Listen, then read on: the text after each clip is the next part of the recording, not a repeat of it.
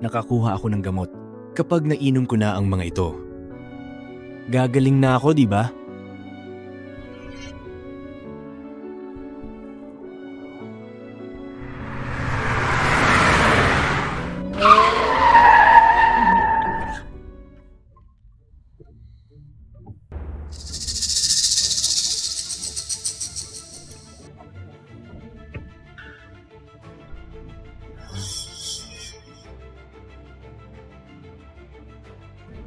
Zion, kakakuha lang namin ni Jane ng aming lisensya sa kasal. Malapit na ang aming kasal. Bilang aming matagal ng kaibigan, sigurado akong ikaw ay magbibigay ng iyong basbas. Di ba? Ito ay... Ikaw pala, Ikakasal? Jane. Kayong dalawa. Za, yung tingnan mo ang sarili mo ngayon. Marumi ka at nakadidiri. Bakit? May problema ka ba sa aming pagpapakasal? Hindi. Hindi naman talaga. Jane, may sakit ako. Pwede mo ba akong pahiramin ng pera? Kailangan kong magpatingin sa doktor. Pahiramin ka ng pera? Ang dami na nang binigay ni Jane sa'yo. Napakarami na. Pero hindi ka pa rin nasisiyahan. Ano ba ito? Balak mo bang palamunin si Jane habang buhay?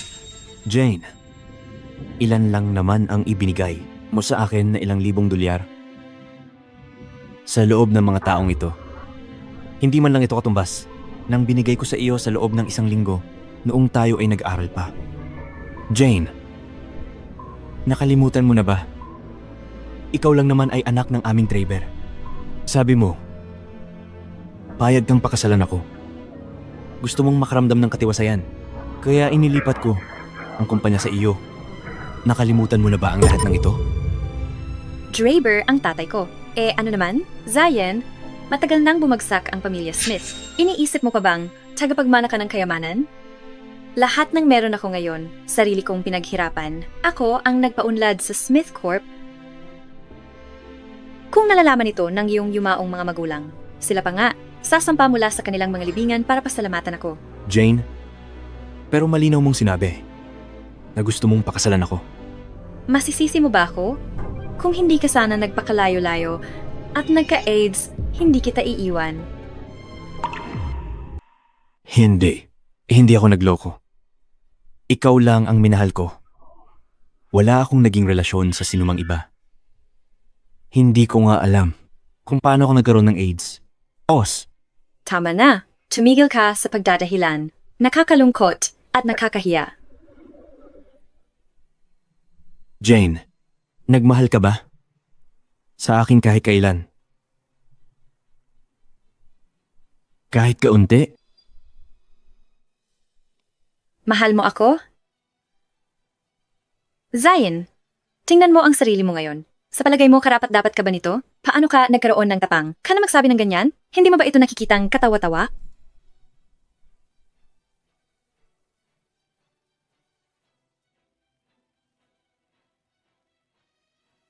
Talagang tanga ka. Gamitin mo ang iyong sira-sirang utak at mag-isip kahit isang beses. Kung hindi ka kailanman nagloko, paano ka nagkaroon ng AIDS? Ano ang ibig mong sabihin?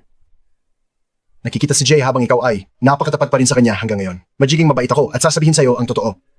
Si Jane ang nagbigay sa iyo ng AIDS gamit ang isang kontaminadong karayom. Sa ganoong paraan, maaari niyang kunin ang lahat mula sa iyo at magkaroon pa rin ng lehitimong dahilan na huwag pakasal sa isang tangaang tulad mo. Naintindihan mo? Talunan, tingnan mo ang sarili mo ngayon. Kung ako ay ikaw, tahimik akong hahanap ng lugar upang mamatay. Nakakahiya.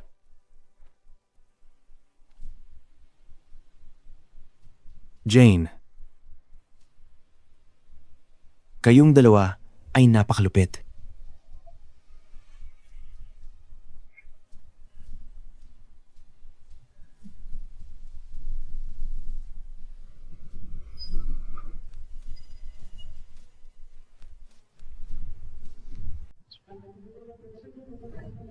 Zion. Zion. Zion. Zion. Zion. Ayos ka lang. Zion? Kapit lang. Ihahatid ka na namin sa ospital. Diana, nandito ka na. Patawad, Zion. Huling-huli na akong dumating. Pinakiusapan ako ng nanay ko na pakasalan kita bago siya pumanaw. Nais niyang tratuhin kita ng maayos, ngunit ako, itinulak kita palayo dahil kay Jane. At nagsabi ng napakaraming masasakit na salita. Inubos ko ang buong buhay ko sa isang babaeng hindi ako minahal. Ibinigay ko sa kanya ang lahat at sinira ang buhay ko. Nabigo kita. Kung mayroong susunod na buhay, tiyak na ako ay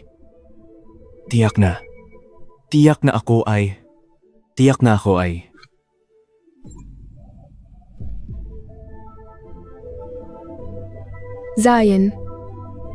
Zion. Zion? Zion?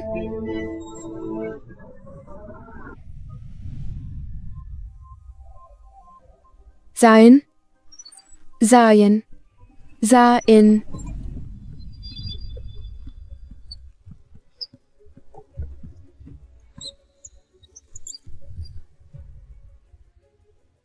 Ako ay muling isinilang. Bumalik ako sa aking mga taon sa kolehiyo. Ano ang sinasabi mo? Zion, natumba ka habang naglalaro ng basketball kasama si Jared. Ano ang pakiramdam mo ngayon? Kailangan mo bang pumunta sa klinika? Ayos lang. Okay lang ako. Diana, ito'y kahanga-hanga. Hindi ko inakalang makikita kita muli. Ngayon, ipinapangako ko, hindi ko. Tumigil ka sa paghiga sa lupa. Nauuhaw si Jared sa paglalaro ng basketball. Tumayo ka at bumili ka ng isang bote ng inumin. Pagpalain ako ng Diyos. Ako'y ipinanganak muli. Jane, kinuha mo ang lahat sa akin at binalak pa ang aking kamatayan. Sa nakaraang buhay ko, sa pagkakataong ito, hindi ko na kailanman pahihintulutang makatakas kayo sa dalawa. Ano pa ang hinihintay mo? Hindi mo ba ako narinig? Bingi ka ba? Jane, ayos lang ba siya? Ako na lang ang kukuha ng inumin. Ayos lang siya. Ang maliit na bukol na ganyan ay hindi malaking bagay. Matigas siyang bruto. Siya ang dapat kumuha ng inumin. Gusto niya ng pagmamando para sa akin. Kung hindi mo siya papayagang gawin ito, magagalit siya. Tama ba ako, Zion? Sa tingin ko, tama ka ng lubos.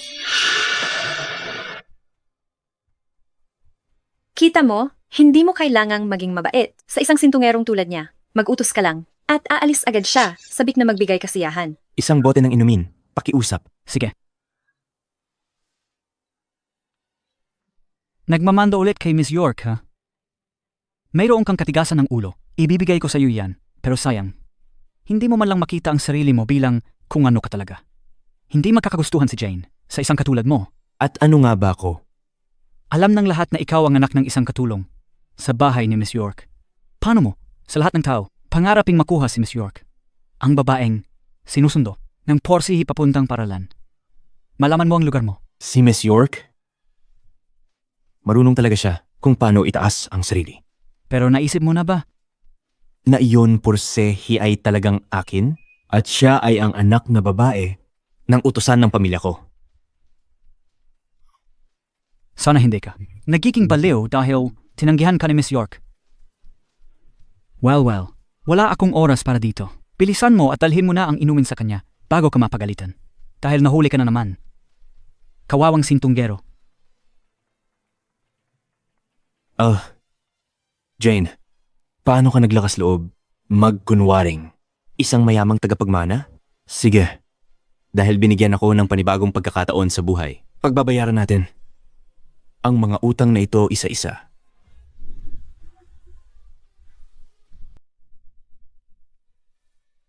Tingnan mo, yung simp na yun ay talagang pumunta. At binili ang inumin. Ang tagal mo. Kung masyadong mauhaw si Jared, babalatan kita ng buhay. Ikaw?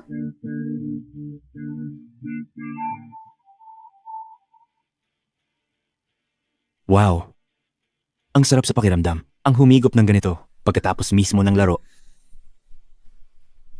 Zayen, ang lakas ng loob mo. Sinabi ko sa iyong bumili ng inumin para kay Jared at ikaw mismo ang uminom? Hindi. Binili ko ito sa sarili kong pera. Bakit hindi ako makapaghigop? Anong ibig mong sabihin sa pera mo? Alam ng lahat. Lahat ng pera mo ay galing kay Jane. Jane, sinabi mo ba sa kanila na binigyan mo ako ng pera? Zayen, sa tingin mo ba na sa pagpapagalit mo sa akin, mapapansin pa kita ng husto at makakasama ka pa? Nakakadiri ka. Kalimutan mo na, Jane. Hindi naman ako nauuhaw. Uwian na ngayon. Umalis na tayo. Gagamitin mo ba ang iyong porsihi para ihatid ako pauwi ngayon? Siyempre, sa pagkakataong ito, palalampasin ko na ito, pero binabalaan kita. Itigil mo ang mga maruruming trick mo. Matanda ka na, pero kumikilos ka parang selosong may bahay. Naglalaro ng mind games para sa atensyon. Ito ay nagpapalala lang ng pagkamuhi ko sa iyo. Jane, sa tingin mo ba magagamit mo pa rin ang kotse ko para ihatid ang iyong kasintahan? Managinip ka na lang. Zayn, yung dalawang iyon, sobrang lumampas na kanina. Nakita ko si Jared sinadyang tumama sa iyo kanina. At si Jane, magkamukha lang ang dalawang iyon. Pwede bang lumayo ka sa kanila? Diana, Pasensya na. Alam kong gusto mo si Jane. Hindi ko sinadyang magsalita ng masama tungkol sa kanya. hindi mo kailangang humingi ng tawad. Ako ang dapat humihingi ng tawad.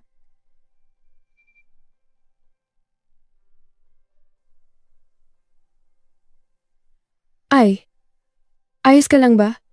Hindi ka kailanman nagmalasakit sa akin.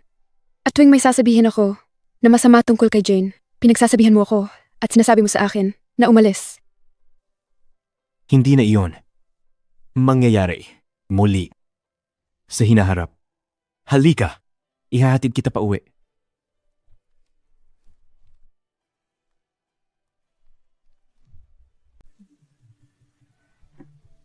Sumakay ka sa kotse. Zayan, sigurado ka ba rito? Karaniwan kang umuwi kasama ni na Jane at Jared. Ano ang problema? Ito ang kotse ko. Maaari kong isama ang sino mang gusto ko. Wala namang sayang iba. Tayo na. Tingnan mo siya. Ang anak ng utusan ay gumagamit ng kotse ng amo para ihatid ang ibang babae. Nakakahiya siya. Ang pamilya ni Jane ang sumusuporta sa kanya at nagbabayad ng kanyang edukasyon. At ngayon, iniisip niya na kabilang siya sa kanila. Masyadong mabait si Jane. Kung ako ang nasa kalagayan niya, sasampalin ko siya para magkaroon siya ng katinuan. Andarin mo ang kotse. Magkaroon ka ng kaunting pasensya. Wala pa sina Jane at Jared. Maghintay tayo. Sinabi ko nang andarin mo ang kotse. Hindi mo ba ako narinig? Nag-away ba kayo ni Jane? Palaging mabait si Jane. Dapat kang magpakalaki ng kaunti at tumigil sa pag-aasta bilang isang batang spoiled. Mark York, ikaw ay driver lang ng aming pamilya. Saan ka? Nakakakuha ng tapang para sermonan ako? Andarin mo ang kotse. Ano ang nangyayari kay Zayn ngayon?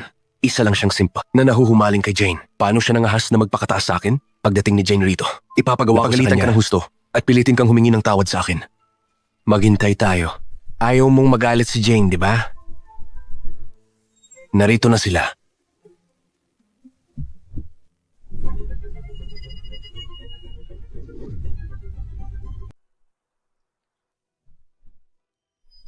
Zain, anong pumasok sa isip mo?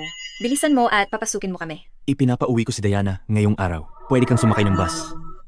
Paanong nangahas kang magtanong na isang katulad ko ay sumakay ng bus? At sino siya? Bakit siya nakaupo sa aking upuan? Umalis ka rito. Nawawala na ba sa katinuan si Zayn? Siya ay isa lamang. Anak ng isang tagapaglingkod. Sapat ng masama na ginagamit niya ang sasakyan ng amo. Ngunit ngayon ay naghahatid pa siya ng ibang babae. Ano sa palagay niya ang kanyang ginagawa? Masyadong mapagparaya si Jane sa kanya. Nagyayabang na siya. Kung tatanungin mo ako, mga taong katulad niya ay dapat lang natanggalin sa trabaho. Nakakagalit lang ang pagtingin sa kanya. Tama yan. Sino ka talaga? Dapat ko bang sabihin sa lahat kung ano ang iyong tunay na kalagayan? Zayin, nagpasya na ako na patawarin ka. Para sa nangyari kanina. Ngunit kung patuloy mo itong ipagpipilitan, magagalit talaga ako. Kahit gaano mo ako pagmakaawa mamaya, hindi kita patatawarin. Hindi ko kailangan ng iyong kapatawaran. Salamat, ngunit hindi na kailangan. Nakikiusap ako na iwan mo ako mag-isa. Kung hindi ako sasakay sa sasakyang ito, hindi ko mapanatili ang aking imahin ng mayamang babae. Hindi pwede. Hindi ko maaaring malaman ng sinuman na ako ay anak lamang ng isang super. Jared, hatakin mo siyang palabas. Lumabas ka! Zayin,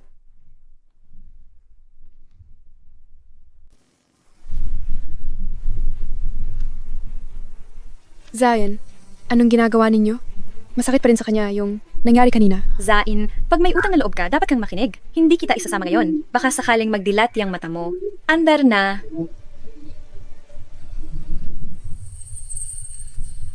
Tingnan mo, yang walang utang na loob.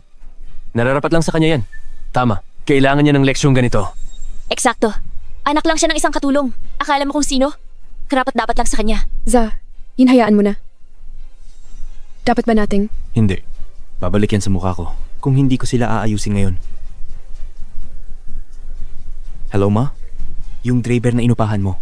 I forgot 10 kung sino dapat sundin. Bakit ka nandiyan nakatelepono pa? Anak ka lang ng isang katulong. Pero pinagsasamantalahan mo ang kabaitan ni Miss York. At nagmamalaki ka pa. Anak ng katulong? Yang mga salitang galing siguro kay Jane. May mali ba sa sinabi ko? Yung baon mo, pagkain mo, mga damit mo. Yung mamahaling sasakyang naghahatid sa'yo. Lahat yan kawanggawa galing kay Jane. Pero hindi mo yan napahalagahan. Sigurado akong nagsisisi ka ngayon. Ang tanging magsisisi ngayong araw na ito ay si Jane. Magsisimula na akong magbilang. Babalik ang sasakyan bago ako umabot sa 3. Huwag kang magpanggap. Wala namang mangyayari. Kahit magbilang ka hanggang bukas ng umaga. 2. Nagpapanggap ka pa rin? Mas mabuti pang magmadali kayo para maabutan ng huling boss. Kapag hindi ninyo inabot, hindi kayo makakauwi ngayong araw.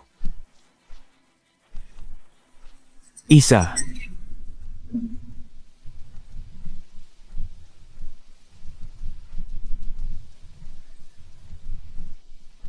Sige na. Sige na. Sumakay ka na. Tayo na. Ano ang nangyayari? Iyan bang porsihi ay talagang bumalik na? Bakit si Jane ay bumababa ng sasakyan? At ang anak ng isang utusan ay ngayon. Sumasakay dito. Zion, hindi na kailangang tawagan si Medmem Smith dahil sa isang bagay na napakababaw. Kailan pa natin kailangan gumamit ng salita para umandar ang sasakyan? Isara mo ang iyong bibig at magmaneho.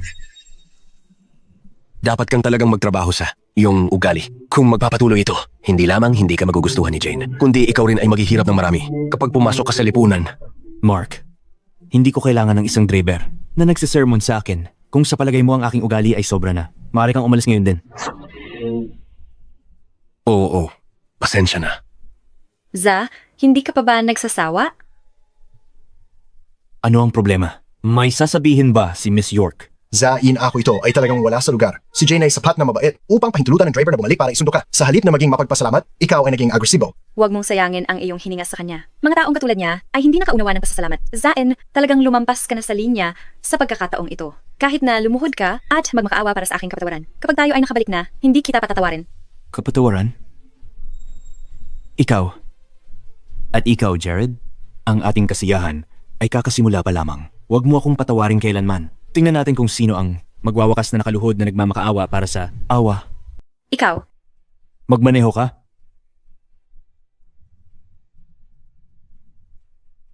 Ano ang nangyayari kay Zain ngayon?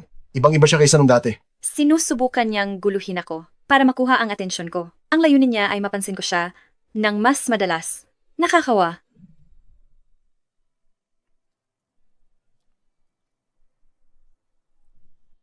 Salamat sa pag-uwi sa akin. Mula ngayon, iuuwi kita araw-araw. Parang ikaw ay medyo iba ngayon. Bigla ko lang naisip ang maraming bagay. Siya nga palang day after tomorrow ay kaarawan ko at ni Jane. Lagi mo nang ito ipinagdiriwang kasama siya. Ganon din ba ngayong taon? Salamat sa pagpapaalala sa akin. Pareho kayong dalawa ng kaarawan. Sa pagkakataong ito, hindi. Mula sa taong ito, ako ay magdiriwang ng iyong kaarawan taon-taon. Salamat.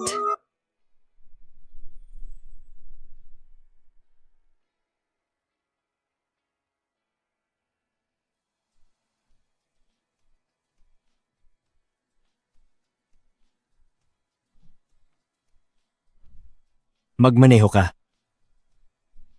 Mr. Cohen, ako si Zion. Nagpaplano ako ng birthday party makalipas ang 2 araw. Sa Skyline Bistro.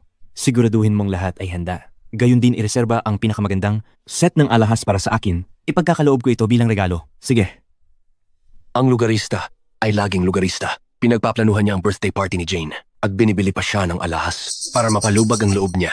Kailangan kong sabihin kay Jane ang magandang balitang ito at hilingin sa kanya na huwag siyang patawarin ng basta-basta. Dapat man lamang ay bigyan niya ito ng ilang $1,000,000. Ginoong Smith, nakabalik na kayo. Handa na ang tubig sa paliguan. Nais mo bang maligo muna o kumain muna? Maliligo muna ako, tapos bababa ako para kumain. Sige. Siya nga pala, Ginoong Smith. Nagpadala si MDM Smith ng isang kahon ng pinakamataas na uri ng cordyceps. Narinig ko, ang isang unsa ay nagkakahalaga ng mahigit sa 1 milyon. Mayroon akong pato. Gagawa ko ng nilaga para sa iyo. Mula rito gamit ang cordyceps. Mahusay. O salamat, Mary.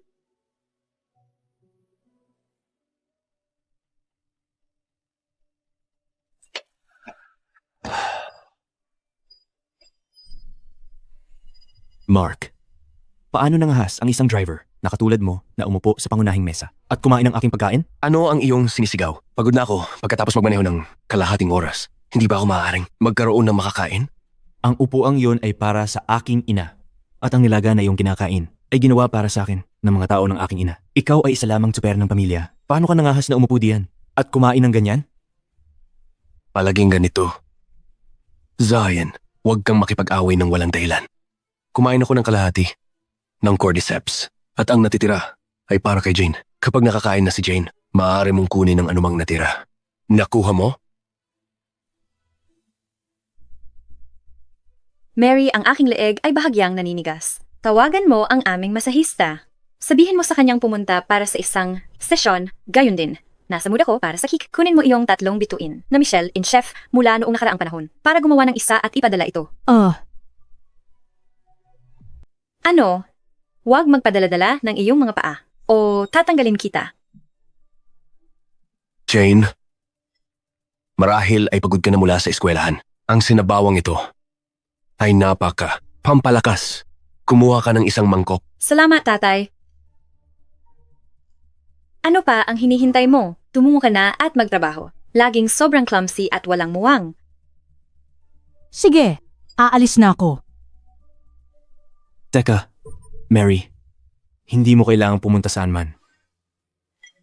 Zayin, hindi pa ako nakakapag-areglo ng kasalanan mo ngayong araw. Paano mo nagawa na kausapin ng tatay ko ng ganoon? Dapat mo siyang igalang. Siya ay isang driver. Ako ang kanyang boss. Bakit ko siya dapat igalang? Ano ba yung ugali mo? Zayen, sinasabi ko sa iyo ngayon, wala akong pakialam kung saan mo natutunan itong baligtad na psikolohiyang kalokohan. Sinusubukang galitin ako para lang makuha ang atensyon ko. Hindi ito gumagana. Lalo lang kitang nasusuklaman. Zion, si Jane ay prangka. Hindi siya nakakaunawa at nagugustuhan ang mga mind games. Kung nais mo siyang makit, kailangan mong tratuhin siya ng maayos. Ang mga trick na ito ay hindi makakadala sa iyo saan man. Huli na. Zion, naawa ako sa iyo noon. Kaya naging mabait ako sa iyo, pero sobra ka na. Nagpasya ako na hindi kakausapin ang isang buwan para magmuni-muni ka. Ang face mask na iyon ay pagmamayari ng nanay ko at nagkakahalaga ng $400. Ang silk robe na iyong suot ay pag-aari rin ng nanay ko at nagkakahalaga ng mahigit $20,000.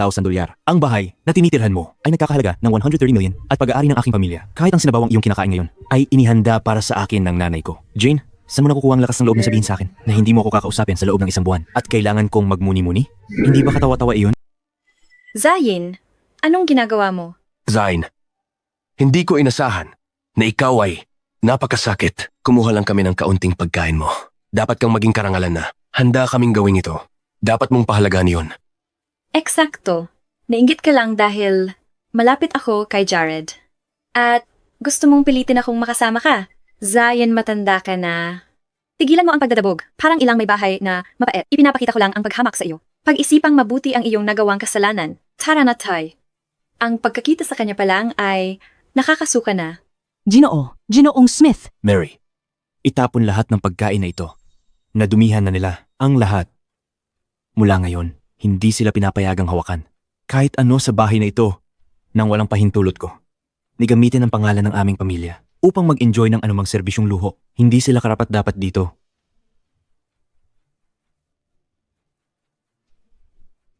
Ang Zayn na ito ay walang mas mabuting alam. Jane, huwag kang magalit. Sa tingin ko, sinusubukan lang niyang makuha ang iyong atensyon. Hayaan mong sabihin ko sa iyo, nahuli ko siya. Sa telepono kaninang umaga sa kotse, tungkol sa pagbook ng isang birthday party. Para sa iyo sa Skyline Bistro, nagpaplano rin siya. Nabilhan ka ng isang set ng alahas. Talaga? Ganun ba? Hindi talaga niya mapigilan ang sarili niya. Isang pitik lang ng aking daliri. At igagalaw na niya ang buntot niya para sa akin. Tama, pero sa pagkakataong ito, hindi mo siya dapat patawarin ng madali. Patawarin siya? Papaupuin ko siyang lumuhod at magmakaawas sa akin sa harap ng lahat sa party. Kung hindi, hindi ko siya pansinin kahit isang saglit. Ibabahagi ko itong balita kay Jared ng maayos at imbitahin ang lahat ng ating ibang kaklase. Tay, imbitahin ang ating mga kamag-anak mula sa probinsya din. Magandang pagkakataon ito para magpasikat ng kaunti. Hayaan silang makita na bahagi na tayo ng mataas na lipunan ngayon. Oh, hindi ka ba talino na babae? Ikaw ba tumawag? Sa lahat ng ating kamag-anak na yun din. Susunduin muna natin si Diana, tapos pumunta sa paaralan. Magmaneho.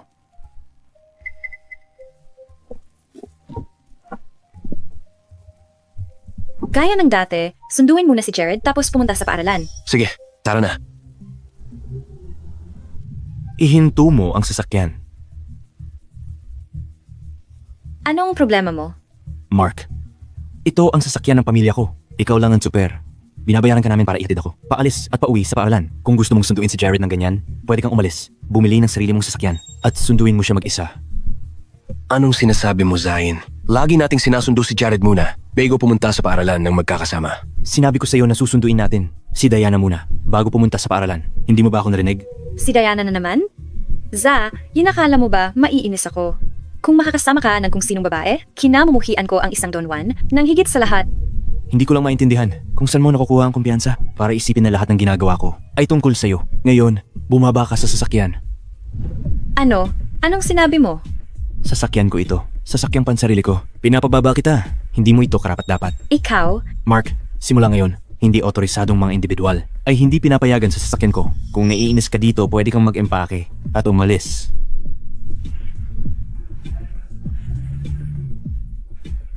Zion? Talagang nakagalit ka sa akin ngayon. Kahit anong ihanda mo para sa birthday party bukas ng gabi, hindi kita patatawarin. Papaluhurin kita at magsusorry sa akin. Tatapakan ko ang mukha mo at huhiyain ka sa harap ng lahat. Salamat sa hatid. Pupunta na ako sa aking silid-aralan. Diana, mag-lunch tayo ng magkasama. Sige. Magkita na lang tayo mamaya. Paalam.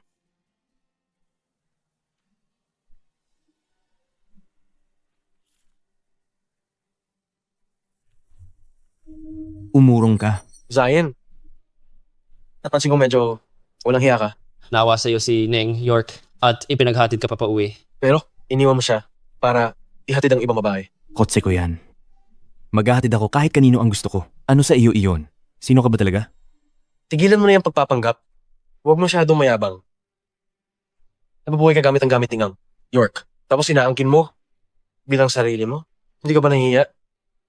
Dagdag pa. Alam ng lahat sa paaralan na anak ka lang ng katulong ng pamilya ni Gneng.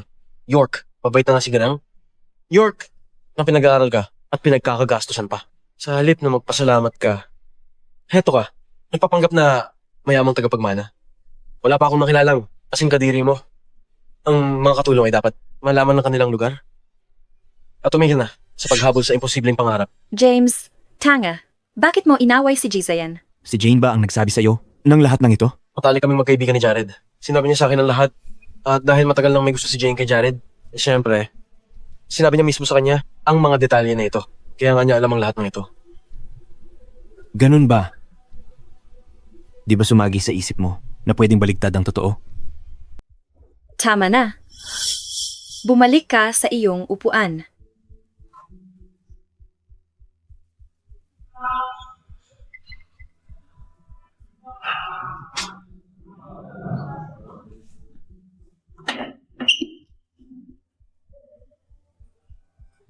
Tayo na.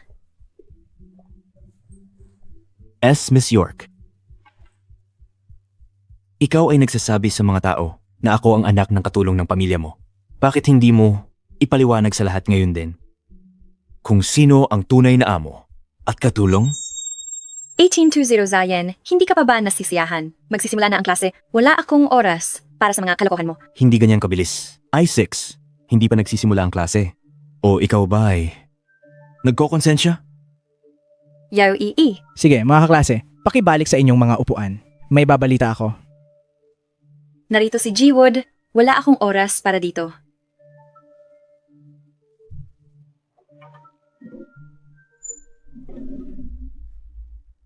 Ano ang nangyayari? Siya ay anak lang ng katulong ng pamilya mo. Paano siya nangahas magmagaling sa harap mo? Ngayon, lahat ay nagsisimulang isipin na siya ang tunay na amo.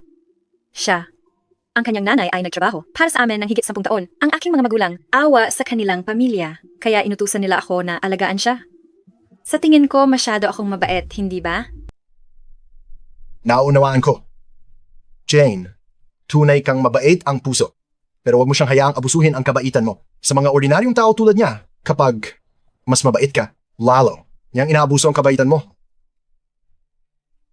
Siya nga pala, may mga update ba tungkol sa scholarship na nabanggit ko kanina? Para sa pinakamagaling na estudyante ang scholarship, laging nauuna si Zayn at laging pangalawa ka. Huwag kang mag-alala. Kakausapin ko si Zayn mamaya. Tiyak na isusuko niya ang scholarship para sa iyo. Jane, ang bait mo sa akin. Pero sa palagay mo ba, papayag si Zay ngayon? Sinto-sinto lang siya. Laging sabik na mapasaya ako. Kahit na medyo nagpapapansin siya kamakailan. Talagang sinusubukan lang niyang akuin ang atensyon ko. At tingnan ko siya ng mas madalas. Kung hihilingin ko, tiyak na sasabihin niyang oo. Lahat. Ang resulta ng scholarship ay lumabas na Zayn Smith. Muling nanguna sa pagsusulit. Gayunman, si Zayn ay laging isinusuko ang scholarship sa mga nakaraang taon. Zayn, ano naman ngayon? Hindi na kailangang magtanong, Mr. Wood. Tulad ng dati, ibigay na lang kay Jared. Ano ang silbi ng pagkuha ng mataas na marka? Kung siya lang ay sintu-sinto ni Miss York, tuwing hihiling si Jane, laging sasabihin ni Zayn na, oo. Eksakto. Hindi ba't laging ganito? Alam ni Zayn na ibinibigay ni Jane ang scholarship kay Jared. Gayunpaman, laging nagpapakita siya ng pagmamakaawa at isinusuko ang kanyang scholarship para pasayahin si Jane. Zayn, kaya ngayon. Mr. Wood, hindi ko isusuko ang scholarship ngayong taon.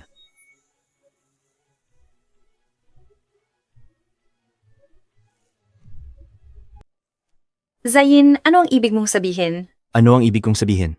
Ang scholarship ay dapat gantimpala para sa pinakamahusay na mag-aral. Ito ay sa akin. Bakit ko ito ibibigay? Dahil lang sa iyong pagtatanong?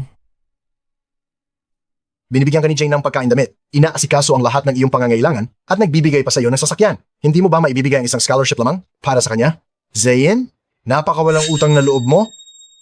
Eksakto. Tingnan mo si Jared. Kahit ng kanyang pamilya ay hindi mayaman. Hindi siya mapagmataas at walang hiya. Tulad mo, ipapanggap na isang mayamang bata. Siya ay masipag at nagpapabuti ng kanyang sarili. Hindi mo kaya magpakintab ng kanyang sapatos. Ganun ba? Wow, Jared! Ang galing mo! Kung gayon, bakit hindi ka magsumikap at makakuha ng unang pwesto? Sa iyong sarili, kunin ang scholarship ng patas. Sa halip na umasa na ako ay magbibigay ng aking pwesto tuwing taon. Okay? Ikaw, M.ML Zayn. Huwag mong subukan ang aking pasensya. Ibigay mo ang scholarship kay Jared. O ako ay talagang magagalit. Ano ba ang problema mo? Ginamit mo ang aking pera para sa lahat. Ako ba ay dapat tustusan pa ang iyong maliit na boytoy ngayon? Ikaw. Maari kong patawarin ang paraan ng iyong pag-aasal nitong mga nakaraan. Alam ko naghahanda ka lamang ng malaking sorpresa para sa akin. Ngunit ang scholarship na ito ay mahalaga kay Jared, tumigil ka sa paggulo. Isang sorpresa para sa iyo. Huwag kang masyadong mayabang, okay? Tungkol sa scholarship, kung gusto niya ito, maaari siyang magtrabaho para dito ng mag-isa, kahit na hindi niya ako matalo. Hindi niya dapat asahan na ako ay magbibigay ng aking scholarship para sa kanya. Sige, lahat, bumalik na sa inyong mga upuan. Simulan na natin ang klase.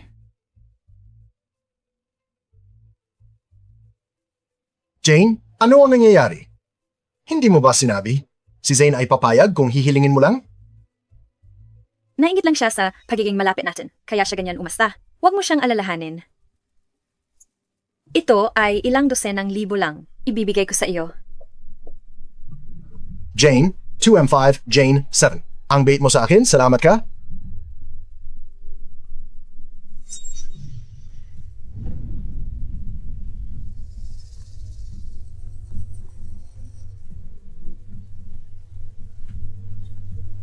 Ano ang nangyayari? Binigay ni Zayn ang card na ito sa akin. Walang limitasyon sa paggastos. Siya ang nasa likod nito. Tiyak niyang kinansela ang aking card. Jane? Dio, nubusan ka na ba ng pera? Paano nangyari iyon? Naalala ko lang na expired na ang card na ito. Hindi pa nag-i-issue ng bago para sa akin. O ililipat ko ang pera. sa iyo sa lalong madaling panahon. Laging naka-designer clothes si Jane, gumagamit ng pinakabagong phone models. At ang mga regalong ibinibigay niya sa akin ay laging luxury items. Hindi siya magsisinungaling sa akin. Jane C. of COE, huwag kang mag-alala. Hindi ako nagmamadali. Zayn, ang lakas ng loob mong kanselahin ang aking card. Kahit ano paman ang sorpresa na plano mo para sa aking birthday party. Papaniwalain kita lumuhod sa harap ng lahat at iwan kang napahiya. Sige, tapos na ang klase.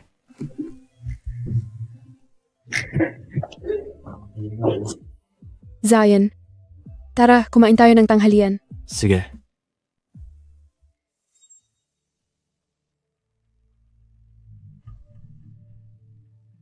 Jane, tara kumain na rin tayo. Siya nga pala, bukas na ang birthday mo, di ba? Ano ang mga plano mo? Uy, kaarawan ni Miss York. Dapat malaking event yan. Di ba? Handa na lahat. Meron tayong party sa Skyline Bistro. Skyline Bistro? Skyline Bistro ang pinaka-marangyang bistro sa Joville. Kahit simplang pagkain doon. Libo-libong dolyar ang halaga. Mahirap nga isipin na kumain doon. Jane, ang galing mo. Hindi ako makapaniwala na nagdiriwang ka ng birthday mo doon. Gusto ko ring maranasan ang atmosfera doon. Kaya sama-sama tayong pumunta doon pagkatapos ng klase. At huwag mag-alala, sasagutin ko lahat ng gastos. Miss York, ang bait mo naman. Ikaw ang tunay. Siyempre. Alam mo ba? Ang Skyline Bistro pala ay pag-ari ng pamilya ni Jane. Ang paggawa ng birthday party doon, madali lang para kay Jane. Ang impressive talaga niyan. Naalala ko, nag-party ka para sa birthday mo. Nung nakarang taon sa isang yate. Akala ko yun na ang pinakamataas na karangyaan. Pero hindi ko inakala na ang Skyline Bistro ay pag-ari din ng iyong pamilya. Oy, Miss York. Di na ako mapaghintay. Ako rin, pupunta ako para kumuha ng maraming litrato bukas, pangyabang, sa social media. Sa palagay mo ba ay darating si Zion? Dapat ba natin siyang imbitahan? Siya, walang paraan na tatalikuran niya, isang pagkakataon upang pasayahin ako. Kahit na hindi natin siya imbitahan, siya ay tatakbo pa rin paparito. Tama ka. Zion, nag-aasama ka nitong huli upang maghanda para sa aking kaarawan. Ilalagay ko sa kahihiyan ng labis sa pagdiriwang mamaya na hindi mo ito malilimutan kailanman. Sana ay matutuhan mo ang aral mo. Totoo yan. Lagi siyang naroroon para sa iyong kaarawan. Salamat. Hello? Ginoong Smith, lahat ay nakaayos na sa hotel. Naihatid na ang alahas. Mag-aayos ako ng isang tao upang dalhin ito sa'yo. Mabuti. Magaling. May isa pang bagay. Ang ama ni Ginoong Gratson ay nagdiriwang ng kanyang kaarawan bukas. Nais siyang gawin ito sa Skyline Bistro. Ngunit meron lamang Gabriel Hall na natitira. Ang bulwagan ng pagtitipon ay katabi mismo ng pagdiriwang ng kaarawan ni binibining mo. Si Ginoong Gratton ay sa Panginoon ng Joville. Ilalim ng mundo. Kailangan nating bigyan siya ng karangalan. Ibigay natin sa kanila ang Gabriel Hall. Kahit na ito ay katabi natin, hindi ito makakaapekto sa anuman dahil ang mga pagdiriwang ay magkahiwalay. Ano ang problema? Wala. Bukas ay ang iyong kaarawan. Nag-ayos ako ng isang pagdiriwang para sa iyo sa Skyline Bistro. Pumunta tayo roon na magkasama pagkatapos ng eskwela. Nais kong gawin kang ang babaeng kinaingitan ng bawat ibang babae. Talaga? Zion, ang bait-bait mo sa akin. Halos hindi ako makapaniwala. Diana, ang aking isipan ay hindi kailanman naging mas malinaw. Sa mundong ito, ikaw lamang at ang aking ina. Ang karapat dapat sa aking pagsisikap. Hindi ko kailanman bibiguin ka muli. Pumunta ka para sa hapunan ngayong gabi. Malapit na ang bakasyon ng Tag-Araw. Maari tayong magplano ng magkasama kung saang kumpanya mag-intern. Nasa bahay na ako sa wakas. Nakapapagod ang eskwela at gutom na ako. Mary, nasaan ang pagkain? Saan ka galing? Bakit hindi pa handa ang hapunan? Gusto mo pa ba ang trabaho mo? Kumain na si Ginoong Smith. Nailigpit na ang pagkain. Oh, paano naman ako? Hindi pa ako kumakain. Nasaan ang hapunan ko? Sinabi ni Ginoong Smith mula ngayon, ang sambahayan ay hindi maghahanda ng pagkain para sa iyo o sa tatay mo at hindi ka na pinapayagang kumain dito. Ito ay para lamang sa pamilya Smith, CES, kung OC. Kung gutom ka, makakasama ka namin kumain. Ang mga katulong. Ano? Ano ang sinabi mo? Sa tingin mo, isang katulong ay makakasama kong kumain? Sino ka sa palagay mo? Oo. Isa lang akong katulong. Pero ginagawa ko ang sinabi ni Ginoong Smith o ako ay matatanggal. Hindi ka ba natatakot na tatanggalin kita? Ito ang bahay ng mga Smith. Si Ginoong Smith ang boss at ikaw. Ikaw ay anak ng Draper, di ba? Ikaw. Sige. Lahat ito ay gawa ni Za, hindi ba? Aking aayusin siya. Sa tingin ko ay napakaganda ng kumpanyang ito. Tingnan mo ang mga produktong ito. Ito ay world class. Gusto kong matuto pa ng higit kaya kong patakbuhin ang negosyo ng nanay ko balang araw. Gusto ko rin ng kumpanya. Mag-apply tayo ng magkasama. Mukhang maganda. Zain, mas mabuting ibigay mo sa akin ng paliwanag o kung hindi. Zain, mas mabuting ibigay mo sa akin isang paliwanag o kung hindi. Nandito na naman tayo. Nakakainis ka talaga. Oh, kaya nandito ka rin pala. Sabihin mo sa akin, ikaw ba ang nagbigay kay Zain ng masasamang ideya para guluhin ako ng sadya? Jane, ito ay sa pagitan natin. Pwede bang wag nating isama ang iba? Tumigil ka sa pagpapanggap. Nagpapapansin ka lang para lang makuha ang aking atensyon, hindi ba? Lahat ito ay ideya ni Diana, tama? Dinala mo siya rito para lang gawin akong sellows. Napakabata mo, Zayn. Sa totoo lang, sa tingin ko ikaw yung nagpapakatanga. Nagmamalaki ka pa rin? Tama na ang kalokohan. Ikaw ba ang nagsabi kay Mary na tumigil sa paggawa ng aking pagkain at ipinakansela mo ang aking card? Oo, ako nga. Ipinakansela ko ang card mo. At sinabihan ko si Mary na tumigil sa paggawa ng pagkain mo. May problema ba? Akin ang card para ibigay. At ngayon, ayaw ko na. Tungkol naman sa pagkain, bakit sa tingin mo ay may karapatan kang umupo sa mesa kasama ko? Inakala mo ba talagang magagawa nitong gustuhin kitang makasama? Nag-iisip ka ng sobra. Gusto ko lang malaman mo ang iyong lugar. Well, hulaan mo, Zayn. Lalo lang nitong pinapainis ako sa iyo. Sige, walang pagkain. Pero maniwala ka sa akin. Pagkatapos ng 2 pagkain na hindi mo nasaluhan, magmamakaawa ka na sa akin kumain. Gabi na. Siguro dapat na akong umuwi. Sino ang gumawa sa aking kwarto? Bilang storage closet? Sino ang nagpalit ng kwarto ko sa isang storage closet? Zayn, bakit napalitan ang kwarto ko sa isang storage closet? Yan? Akala ko hindi ginagamit. Kaya naglagay ako ng mga gamit doon. Hindi ba yan makatuwiran? Anong ibig mong sabihin na hindi ginagamit? Kwarto ko yan. Paano naman ang mga gamit ko? Nagbibiro ka? Bahay ko ito. Anak ka lang ng Draper. Paano ka nagkaroon ng kwarto dito? Kung gusto mo ng kwarto, pumunta ka sa basement. Inilipat ko lahat ng gamit mo doon. Zayn, hindi kita patatawarin dito. Hindi. Talaga? Perpekto yan. Tara na.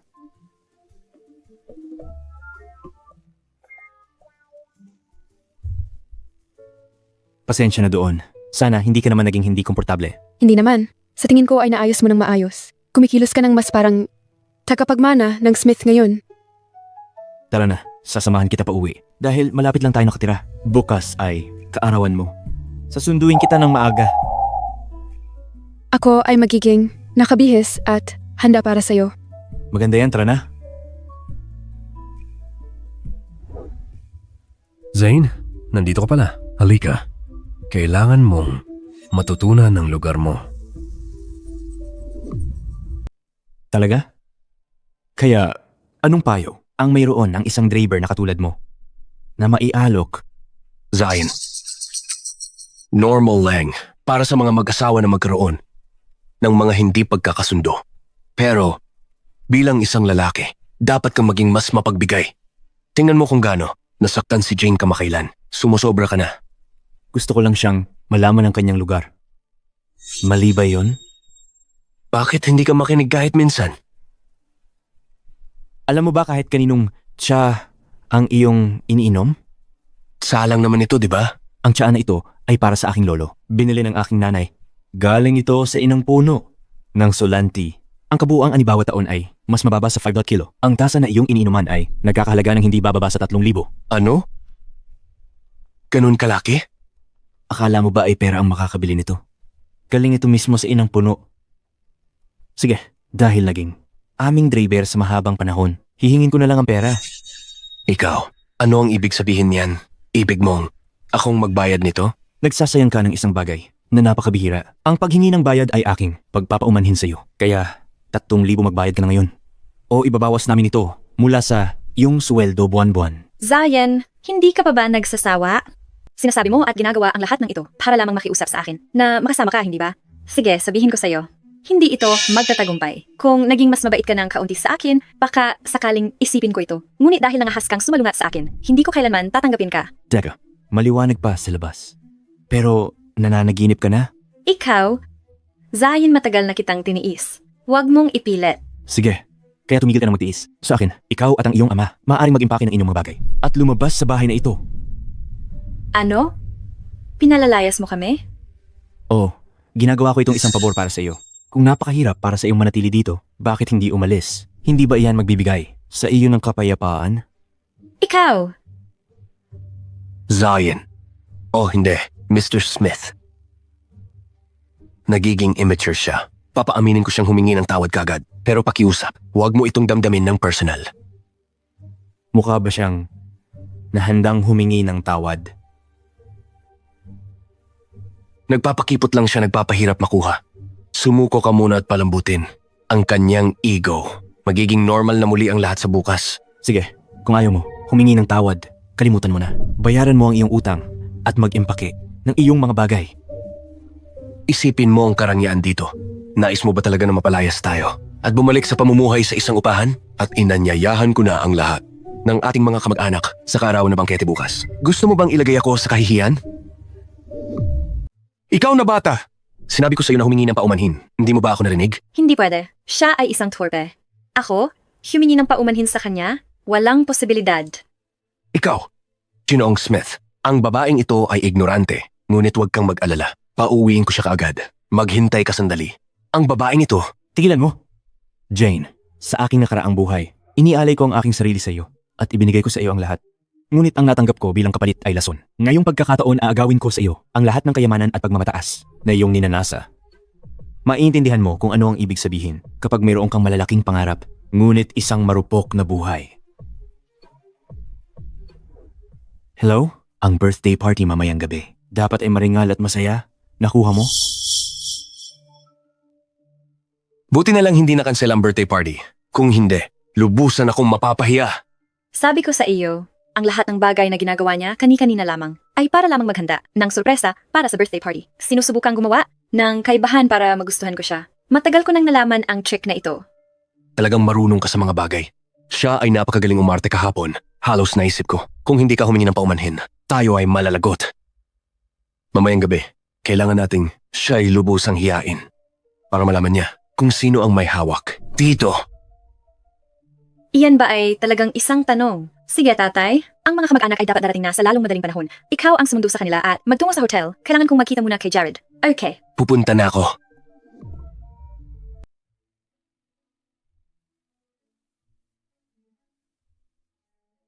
Ito ba ang bulwagang ng Skyline Bistro?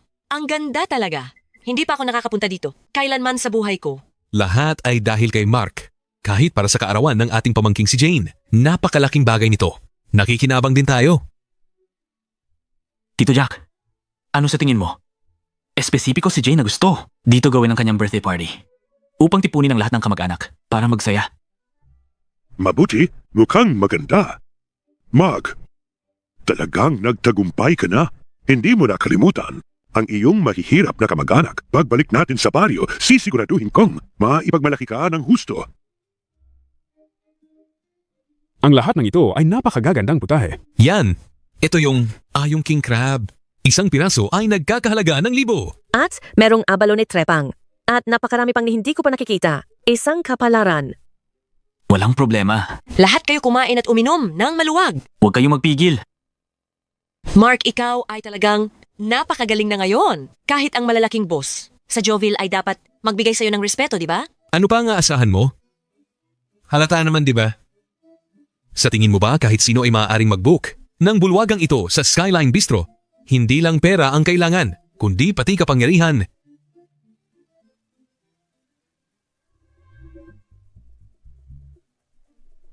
Mark, ito ba yung mael na alak?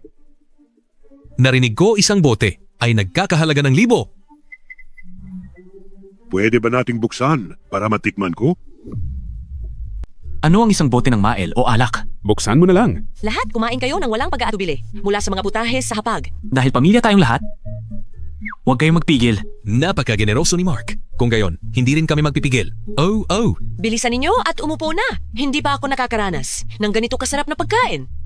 Tayo na at umupo. Sige na, magsikayo at maging komportable. Umupo kayo. Tatay, ikaw ay mukhang mas malusog araw-araw. Sa mga kapatid, tagay para. Sa kasaganahan, tayo na'y uminom. Tagay. Sa mga kapatid, tagay para. Sa kasaganahan, inumin ninyo lahat. Tayo na'y uminom. Ano ang ginagawa ninyo? Sino ka?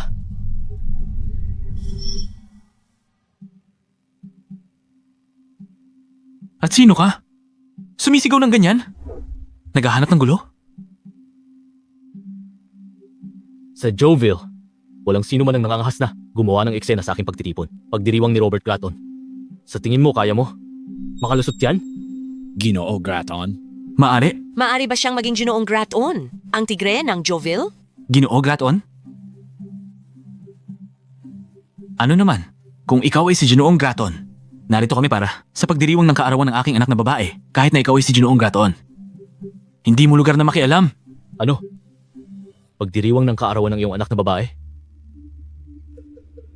Idilat mo ang iyong mga mata at tumingin ng malinaw. Ngayon, ako ay naghahanda ng aking ama. Piging sa kaarawan?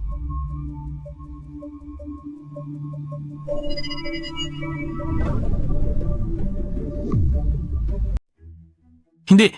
Imposible. Ito ng anak kong babae. Tumahimik ka. Halika. Ilabas mo ang mga taong ito dito. Ang nasa posisyon, balian mo muna ng isang binti. Pababagsakin ko siya ngayon.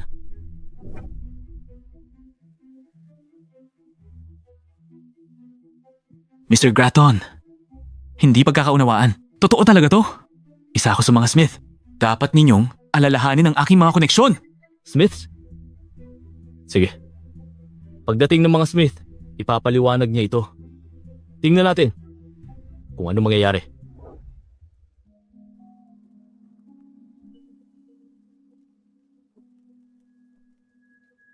Bakit ikaw? Nasaan si Mark? Mr. Smith, nag-leave si Mark. Kaya nandito ako pumalit. Kalimutan mo na. Hayaan mo siya. Sumakay ka sa kotse. Skyline. Bistro. Opo, sir.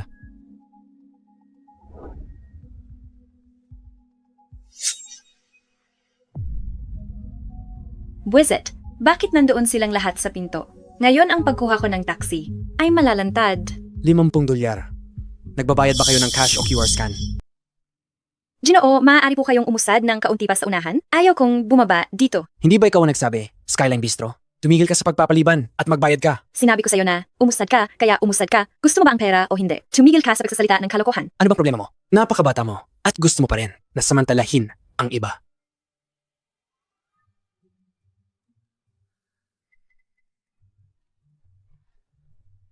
Jane, paano ka napasakay sa taxi?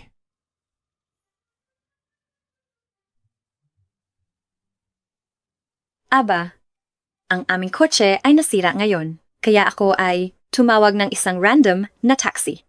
Zayin, lahat yan kasalanan mo. Hindi mo ako pinasakay sa iyong mamahaling kotse ay ikinahiya ako. Hindi pa ako tapos sa iyo. Kaya pala ganito. Pero wala ka bang ilang kotse sa bahay? Sira ba lahat iyon? Ano ang nangyayari? Bakit siya sumakay ng taxi? Hindi ko pa nakukuha ang aking $50. Magbabayad ka ba o hindi? Kung hindi ka tatawag ako ng pulis. Ano ang isinisigaw mo? $50 lang iyan. Ang taranta mo, alam mo ba na ang hotel na ito ay pinapatakbo? Ng pamilya ni Miss York? Swerte mo na sumakay siya sa iyong kotse. Tumigil ka sa pag-ungol. Miss York, dapat bigyan mo lang siya ng $500 at sabihin mo sa kanya na lumayas siya. Ikaw, dapat tumahimik ka. Isiscan ko sa'yo ang pera. Kunin mo na at umalis ka. Kita mo, mas maganda iyan. Ay nako, nakalimutan kong frozen ang aking card. Nasaan ang pera ko? Bakit hindi ko pa ito natatanggap? Change Lord. Jared, halika dito. Kailangan kong kausapin ka. Well, anong meron?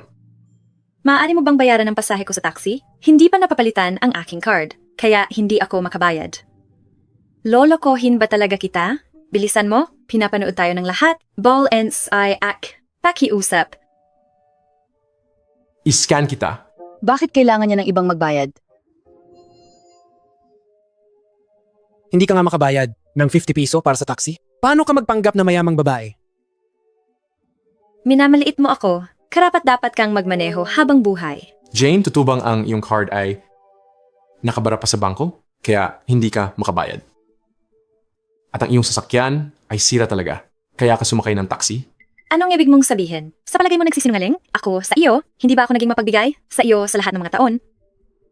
Totoo yan. Hindi ko iyon ibig sabihin. Nagtatanong lang ako ng pabiro, hindi kita pagdudahan. Tama, nagkataon lang. Naiintindihan namin lahat. Alam ng lahat na mayaman ang pamilya ni Miss York. Sira talaga ang sasakyan. Kaya hindi mo ito madala. Huwag na tayong mag-aksaya ng oras. Miss York, pakiusap dalhin mo kami sa itaas. Hindi na kami makapaghintay. Tara na!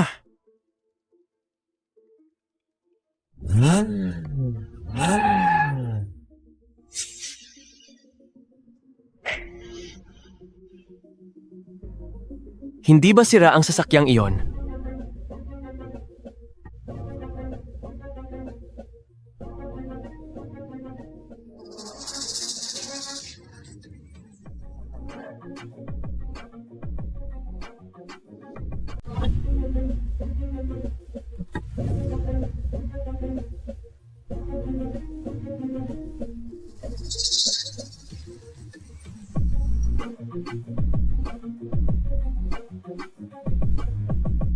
Ikaw?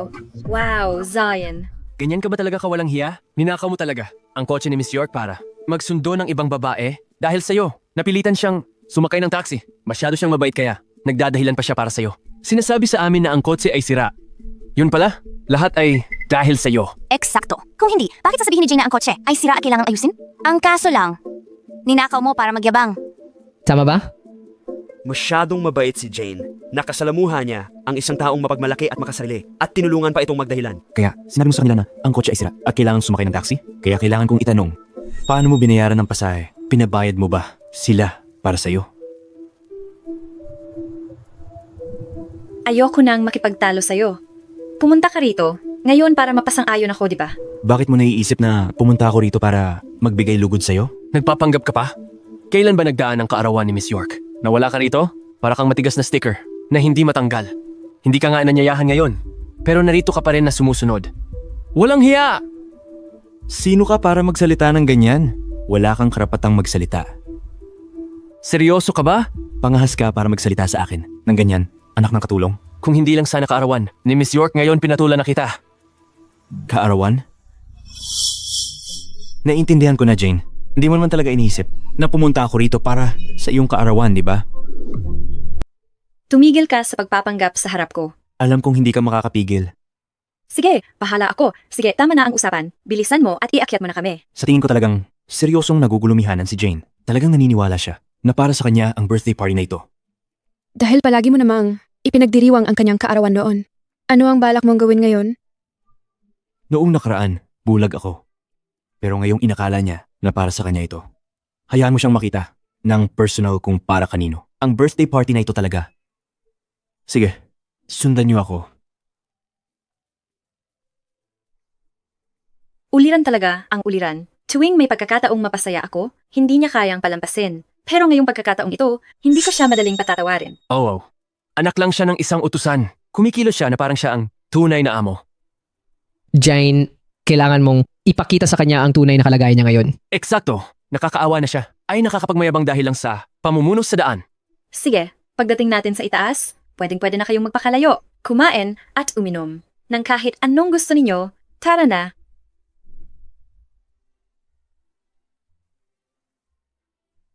Napakamaluho.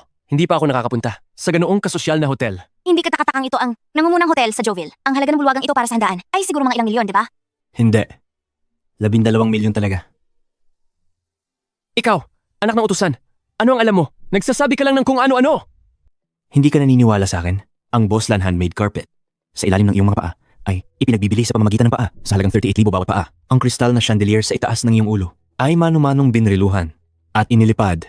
Nagkakahalaga ng higit 600,000 para lamang sa paggawa at pagpapadala. Dagdag pa, ang buong sound system sa banquet hall na ito ay ininstall ng isang nangungunang itar na koponan. Nasa kabuo ang halagang 4 million. Sa kabuuan, ito ay umaabot sa mahigit 12 million. Mahal? Teka, Ikaw, paano mo malalaman? Sino ang magsasabi na hindi ka lamang nagkukwento? Walang sinuman dito ang makakapagsalita laban sa iyo, tama ba? Hindi ba sinabi ni Jane na pagmamay-ari ng kanyang pamilya ang hotel na ito? Kung sa palagay mo ay nanloloko ako, tanungin mo lang siya.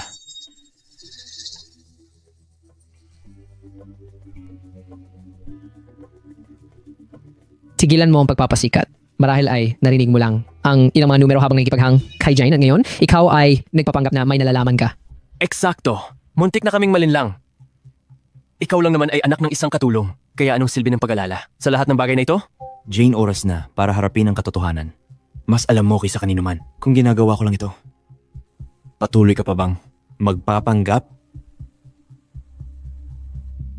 Za, huwag mong isiping hindi ko alam. Ang iyong binabalak, lahat ng iyong ginawa kamakailan, maging ang pag-book sa banquet hall na ito ngayong araw, ay para lamang mapaligaya ako, tama ba? Kung gusto mong mapasang-ayon mo ako, dapat mong ayusin ang iyong ugali. Kung hindi kita aabalahin. Oh? At paano nga ba dapat kung ayusin ang aking ugali? Kung gusto mong patawarin kita, sige. Lumuhod ka at mag-sorry. Maganda ang mood ko ngayong araw. Kaya sino ang nakakaalam, baka sakaling pag-isipan ko ito. Oh, eksakto. Gusto na iming lumuhod ka. Malinaw na ikaw ang may pinakamababang katayuan. Pero sinasamantala mo ang kabaitan ni Miss York. At nagpapakapalit. Kailangan kang turuan ng leksyon. Dahil lang kay Miss York. Kung ako ang nasa katayuan mo, wala akong pakialam kung mabasag ang ulong sa lupa. Hindi pa nga lang pagluhod. Zion, Ang pasensya ni Jane ay may hangganan. Mabuti pa'y maging matalino ka. at lumuhod ka para humingi ng tawad ngayon. Kung hindi, ang lahat ng mga tao ito ng pagpapanggap ay masasayang. Iniisip niya na makikisip-sip siya sa akin? Panaginip niya iyon. Tingnan mo siya. Karapat-dapat ba siya? Ang pagpapakita lang sa kanya ng magiliw na mukha ay sapat para magwagayway ang kanyang buntot ng ilang araw sa kasiyahan. Jane, bakit sa palagay mo ako'y nakikisip-sip sa'yo? Hindi mo ba nakikita? Naiinis na talaga ako sa iyo. Nagpapahirap ka pa rin para makuha, ha? Napaka-immature. Ang lahat ng pagsisikap na ginagawa mo ay walang kabuluhan sa akin. Kung gusto mo pa rin manatili sa tabi ko, lumuhod ka at humingi ng tawad ngayon din. Kung hindi na kita pakikisamahan, Tigil na sa pambubugbog. Pakiusap. Tigilan niyo na. Ako talaga ay parte ng pamilyang Smith. ito, iyon ba ay boses ni Itay? Parang may nakasalubong tayong kakilala sa katabing kwarto lang. Tingnan natin. Tara na. Bilisan mo, alamin natin kung ano ang nangyayari. Tara na.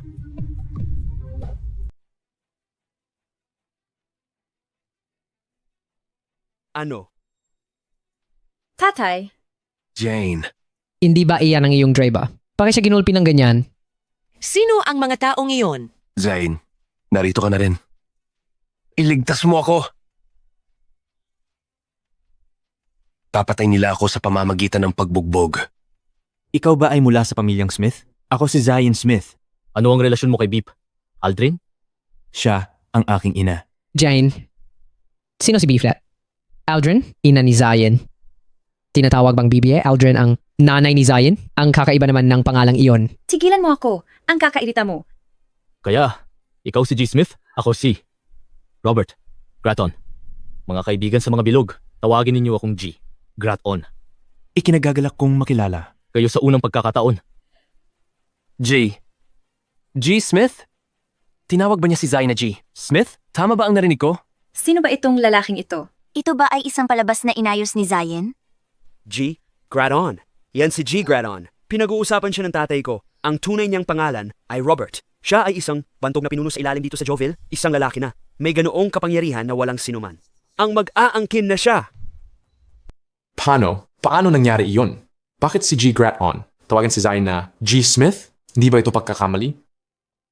Jane, magsalita ka naman. Masyado kang magalang. Mas nakatatanda ka. Ako ang dapat matuto sa iyo.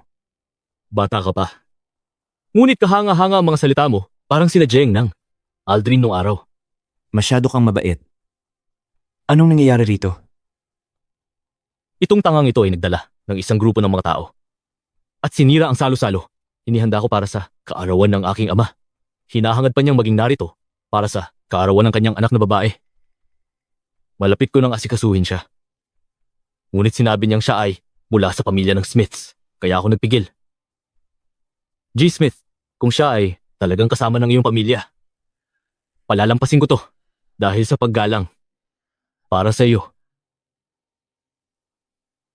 Jane, sabihin mo sa akin, paano ako dapat tumugon? G. Smith, ako ito. Ako ang super ng inyong pamilya. Mark York! Hindi mo ako pwedeng iwan, G. Smith. Pakiusap. Iligtas mo ako! Ano? Tupa? Sinabi niyang super lang siya? Siya, hindi ba siya isang malaking boss sa Joville? Oh! Sinabi niyo sa amin, kumikita siya ng malaki bilang isang top boss sa Joville at dinala kami para makita ang magandang buhay. Tama. Mark! Oh, Mark! Super ka lang pala. Kaya bakit ka nagpapanggap na malaking? Boss? Tingnan mo ang nangyari. Lahat kami nagdusa dahil sa iyo. Malaking boss? Naman sa magulang. Pareho kayong mahilig lumikha ng mga peking pagkatao. Ama at anak na babae. Gumagawa ng pekeng pagkatao? Mark York at Jane York. Parehong apelyido. Jane, ano ang nangyayari? Ano ang lahat ng ito? Hindi pwede. Si Jane ba ay talagang peking mana? Ang tatay niya ay talaga ang driver? Hindi. Hindi pwede! Kung anak siya ng driver, paano niya kayang tustusan ang ganitong marangyang pamumuhay? Laging nakamagarang damit at kotse? Jane, nalilito silang lahat. Hindi mo ba balak na ipaliwanag sa kanila? Hindi. Huwag kang makinig sa kanila. Hindi ganyan. Jane, Pinakakinig sa iyo si Zion. Pakiusap. Sabihin mong iligtas niya ako. Papanurin mo ba talagang pagbugin nila ang iyong ama hanggang mamatay? Ama? Jane, tatay mo ba talaga ang driver na ito? Hindi. Hindi siya ang tatay ko. Ang tatay ko ang CEO. Malaking boss siya. Isa lang siyang hamak na driver. Wala siyang kinalaman sa akin. Ikaw. Nakita mo ba iyan? Ito ang tinatawag nilang karma. Mahilig siyang magpanggap ng labis kaya naapektuhan ng kanyang tatay. Mr. Gradon, tulad ng narinig mo, isa lang siyang aming driver at hindi isa sa mga Smith. Dahil nasaktan niya kayo, gawin sa kanya ang anumang nais ninyo. Dahil sinabi mo yan, 10L, wala akong anuman na ikabahala. Mga guwardya, Itali ang tarantadong ito. Jane, tao ka pa ba? Pupunta ka ba para lamang panurin akong bagbugin hanggang kamatayan? Paano ako napunta sa ganitong walang kwentang anak na babae? Mr. Smith! Nagkamali ako. Ngunit ang lahat ng ito ay kay Jane. Nakasalanan! Siya, anak ko siya. Ngunit siya ay nagpapanggap na isang mayamang tagapagmana. Bale ang chika, nangangahas pa siyang manggarap na ang kinin ng iyong mga ari-arian. Lahat ng ito ay kasalanan niya. Pakiusap, patawarin mo ako, Mr. Smith. Mark, ano ang ginagawa mo? Sinusubukan mo bang ipapatay ako? Kayo talagang dalawa ay isang pagtutugmang ginawa ng langit. Nagpapatunay na kagaya ng ama. Gayon din, ang anak na babae. Ikaw! Bakit kayong lahat ay tumitingin sa akin ng ganoon? Ako talaga ay isang mayamang tagapagmana. Huwag mo akong pag-alinlanganan. Pag-uusapan nga pala yan.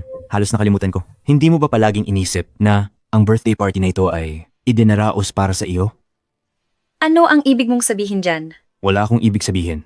Gusto ko lang na malaman mo kung gaano katawa-tawa ang tunay mong pagkatao.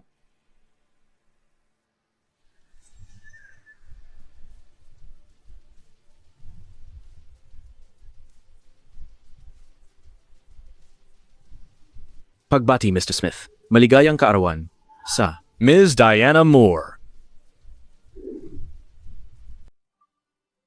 Binibining Moore, ito ay isang regalo sa kaarawan mula kay Ginoong Smith. Diana, ang kolyar na ito ay tinatawag na leakwa. Ito ay para sa iyo. Maligayang kaarawan. Zion, isalamat. Anak, sa wakas ay natuto ka na.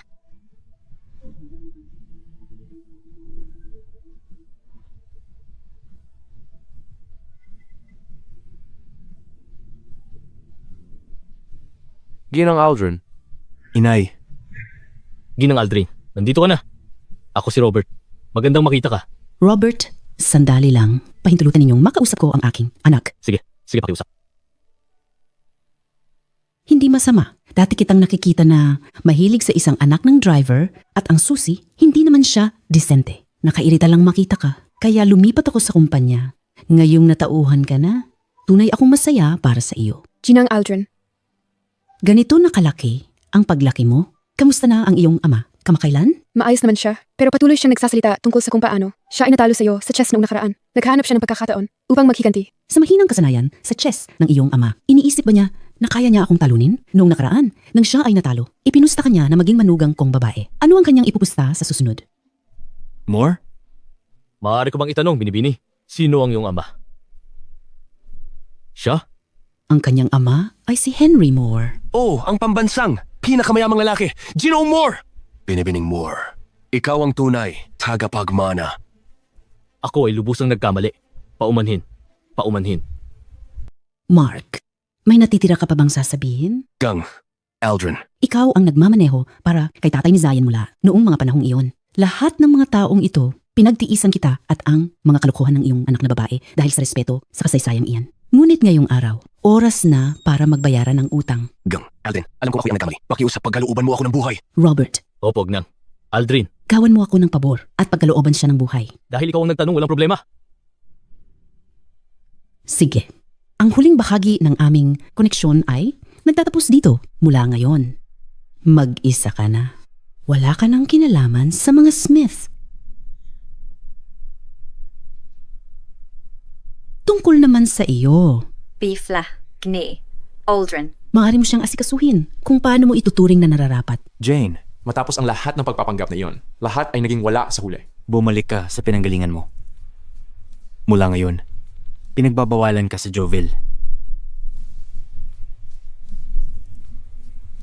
Ikaw ay isa lamang anak ng isang super. Paano ka nahas na magsinungaling sa akin tungkol sa pagiging isang mayamang tagapagmana? Jane, nakakadiri ka. Nangahas ka bang hampasin ako? Nasa tabi mo lang ako dahil sa pera ko. Ikaw ay nakatira sa akin at ikaw ay may lakas ng loob na hampasin ako? Nagsisinungaling ka. Niloko mo ako. Jane, kung alam ko lang sana kung anong klaseng tao ka.